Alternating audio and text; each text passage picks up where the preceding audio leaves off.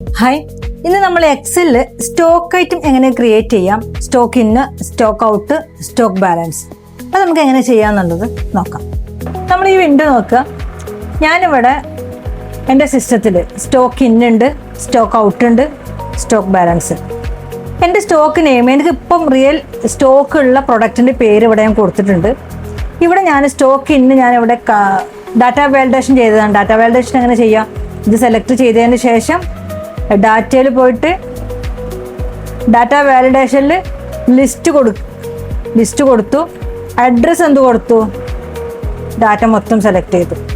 Okay, data മൊത്തം select ചെയ്ത് കഴിഞ്ഞിട്ടുണ്ടെങ്കിൽ ഈ കൊടുത്ത സ്റ്റോക്ക് നെയിം അഥവാ ഐറ്റം നെയിം എവിടെ വന്നു? സ്റ്റോക്ക് ഇന്നിൽ വന്നിട്ടുണ്ട്.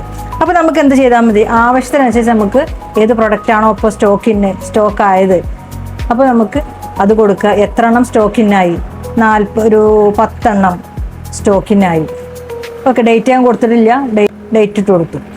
ഓക്കെ, അതേപോലെ സ്റ്റോക്ക് ഔട്ട് എന്ന് പറയുന്നതും ഞാൻ എന്തെങ്കിലും ചെയ്തത്, ഈ പ്രൊഡക്റ്റിൻ്റെ നെയിം ഞാനിവിടെ ഡാറ്റ വാലിഡേഷൻ ചെയ്തത്. ഡാറ്റ വാലിഡേഷനിൽ ലിസ്റ്റ് ആക്കി കൊടുത്തതാണ്.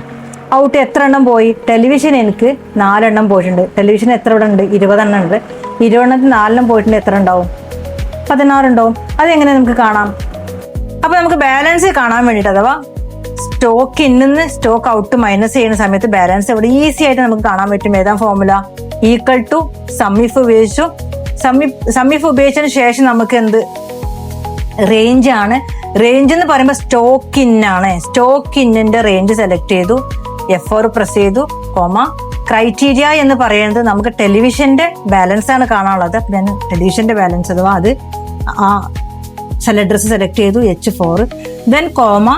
പിന്നെ ചോദിക്കുന്നത് സം റേഞ്ച് ആണ്. സം റേഞ്ച് എന്ന് പറയുമ്പോൾ സ്റ്റോക്ക് ഇന്നിന്റെ ക്വാണ്ടിറ്റി ആണ്. ആ ക്വാണ്ടിറ്റിന്റെ റേഞ്ച് മുഴുവൻ സെലക്ട് ചെയ്ത് F4 പ്രസ് ചെയ്തു. ദെൻ മൈനസ് എന്ത് ചെയ്തു? വീണ്ടും സമ്മിഫ് എന്ന ഫംഗ്ഷൻ ഉപയോഗിച്ചു. മൈനസ് സമ്മിഫ്. വീണ്ടും എന്ത് ഉപയോഗിച്ചു? സ്റ്റോക്ക് ഔട്ടിന്റെ റേഞ്ച് സെലക്ട് ചെയ്തു. സ്റ്റോക്ക് ഔട്ടിന്റെ റേഞ്ച് സെലക്ട് ചെയ്തതിന് ശേഷം F4 പ്രസ് ചെയ്തു. Then comma. ക്രൈറ്റീരിയ ടെലിവിഷൻ ആണ്. ക്രൈറ്റീരിയ വരുന്നത് ടെലിവിഷൻ തന്നെയാണ്. Then comma.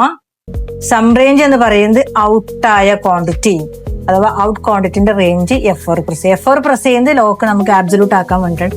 then എൻ്റർ അടിച്ച് കഴിയുന്ന സമയത്ത് നമുക്കിവിടെ 16 കിട്ടി. കാരണം സ്റ്റോക്ക് ഇന്ന് 20 ആയിരുന്നു, സ്റ്റോക്ക് ഔട്ട് 44 ആണ്. 4 എണ്ണം പോയി കഴിഞ്ഞാൽ നമുക്ക് 16 ആണ് കിട്ടുക. ബാക്കിയുള്ള ഈ ഫോർമുലാസ് ബാക്കിയുള്ള സെല്ലുകളിലേക്ക് കോപ്പി ചെയ്യും. ഇതുപോലെ തന്നെ വീഡിയോസിന് വേണ്ടിയിട്ട് നമ്മുടെ പേജ് ഒന്ന് ഫോളോ ചെയ്യുക. സിയാറ്റ് ലേൺ എന്ന് പറയുന്ന യൂട്യൂബ് ചാനലും കൂടി ഒന്ന് സബ്സ്ക്രൈബ് ചെയ്യുക. നിങ്ങൾക്ക് നമ്മുടെ കോഴ്സിൽ ജോയിൻ ചെയ്യാൻ വേണ്ടിയിട്ട് താഴെ കാണുന്ന നമ്പറിൽ ഒന്ന് കോൺടാക്ട് ചെയ്യുക.